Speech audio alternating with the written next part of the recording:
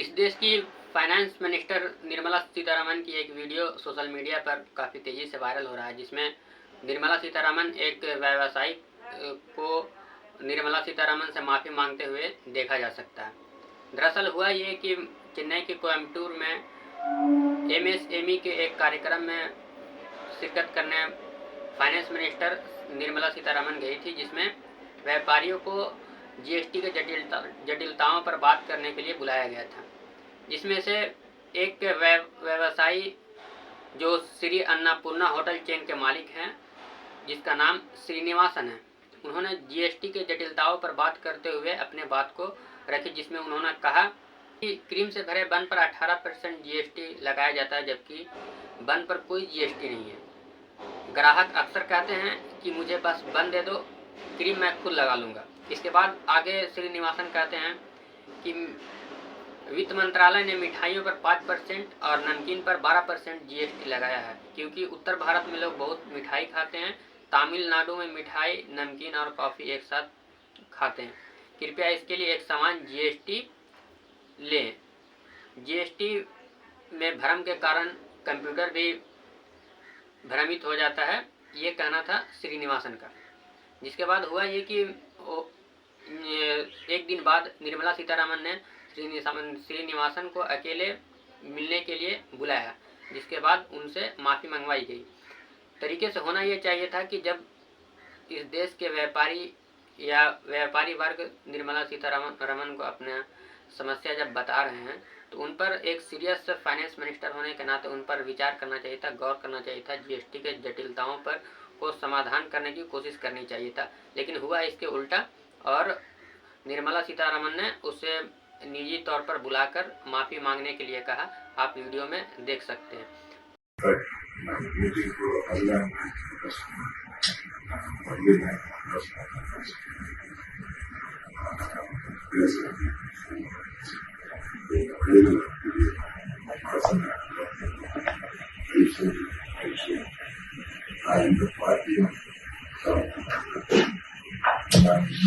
वित्त मंत्री निर्मला सीतारमन का घमंड का अंदाजा इस बात से लगाया जा सकता है कि जब वो श्रीनिवासन बोल रहे थे निर्मला सीतारमन के सामने, तो उस टाइम हंसते हुए हंसी मजाक में बात कर रहे थे ताकि फाइनेंस मिनिस्टर को बुरा भी ना लगे।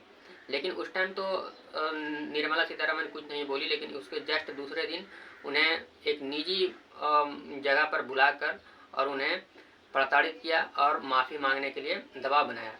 और ये यहीं तक नहीं रुके, आगे उन्हें किसी पीछे से एक आदमी जो उसको माफ़ी मांगते हुए वीडियो बनाता है, और वीडियो बनाने के बाद एक बीजेपी का एक नेता इसे अपने एक्स अकाउंट पर शेयर करता है, जिसके बाद वीडियो वायरल हो जाता है।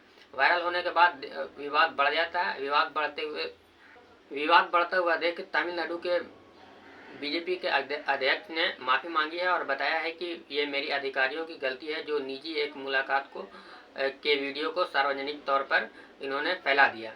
जबकि उन्होंने इस बात के लिए माफ़ी नहीं मांगी कि उससे निर्मला सीतारमन माफ़ी क्यों मंगा रहे थे।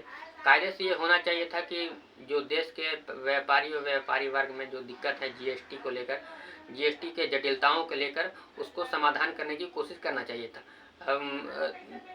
व्यापारी वर्ग जिस तरह से नोटबंदी के बाद और उसके बाद फिर एक जीएसटी के बाद जिस तरह से मार झेल रहे हैं, उनके धंधे अच्छे से नहीं चल रहे हैं, इसको लेकर उन्होंने निर्मला सीतारमन के सामने अपने जटिलताओं के बारे में रखा और निर्मला सीतारमन को ध्यान आकर्षित करने की कोशिश की। लेकिन हुआ जस्ट इसका उल्टा, और उन्हें तिरस्कार का सामना करना पड़ा।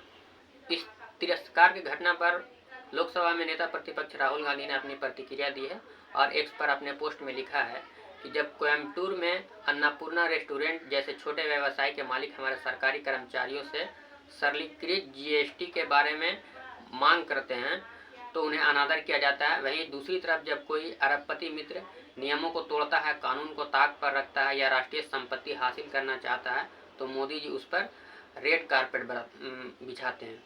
राहुल गांधी ने आगे कहा है कि हमारे छोटे व्यवसायियों के मालिक पहले से ही नोटबंदी, जटिल बैंकिंग सिस्टम, कर वसूली और विनाशकारी जीएसटी हम लोग को झेल चुके हैं। आखिर चीज़ जो वो चाहते हैं वो है और अधिक अपमान।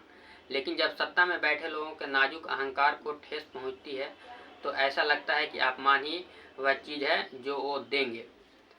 इस पर आगे मल्लिकार्जुन खड़गे ने भी अपनी रिएक्शन दी है। कांग्रेस महासचिव प्रियंका गांधी ने भी अपना एक पोस्ट एक्स पर लिखा है।